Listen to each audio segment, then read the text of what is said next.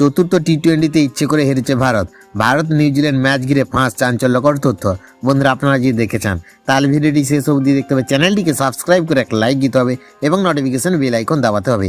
ঘাড়ের কাছে নিঃশ্বাস ফেলছে টি-20 বিশ্বকাপ। তবে ঠিক আগেই বুধবার নিউজিল্যান্ডের কাছে 50 রানের বড় ব্যবধানে চতুর্থ টি-20 ম্যাচ হেরেছে ভারত। যদিও এর আগে পরপর 3 ম্যাচ জিতে সিরিজ আগে পকেটে পুরে ফেলেছে সূর্যকুমার যাদবের নেতৃত্বাধীন টিম ইন্ডিয়া। তবু এই হারের পর বিশ্বকাপের আগে চিন্তায় পড়েছে ভক্তরা, কিন্তু বাস্তবে দেখা যাচ্ছে এই হার নিয়ে মোটেও বিচলিত নন ভারতীয় অধিনায়ক। ম্যাচ শেষে সূর্যকুমার যাদব স্পষ্ট করে জানিয়ে দেয়, এই ম্যাচে ইচ্ছে করে নিজেদের কঠিন পরিস্থিতিতে ফেলেছে ভারত। তার কথায়, সিরিজ জেতা হয়ে যাওয়ায় বাকি ম্যাচগুলোকে প্রস্তুতির মঞ্চ হিসেবে দেখছে টিম ম্যানেজমেন্ট।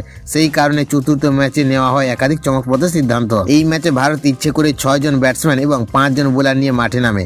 উদ্দেশ্য ছিল চাপের মুখে দল কিভাবে পারফরমেন্স করে সেটাই যাচাই করা। সূর্যকুমার বলেন, ধরে নেওয়া হয়েছিল 180 কিংবা 200 রানের বড় লক্ষ্য তাড়া করতে হতে পারে।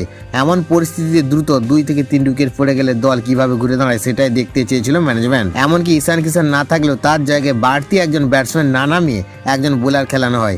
এই সিদ্ধান্তই বুঝিয়ে দেয় ফলাফলের চেয়ে পরীক্ষা নিরীক্ষায় ছিল ভারতের মূল লক্ষ্য। সূর্যের মতে এই হার কোনো বাড়তি বিষয় নয়, বরং বিশ্বকাপের আগে দলের প্রত্যেকের চ্যালেঞ্জের মুখে ফেলে নিজেদের দুর্বলতা বোঝাই ছিল আসল উদ্দেশ্য।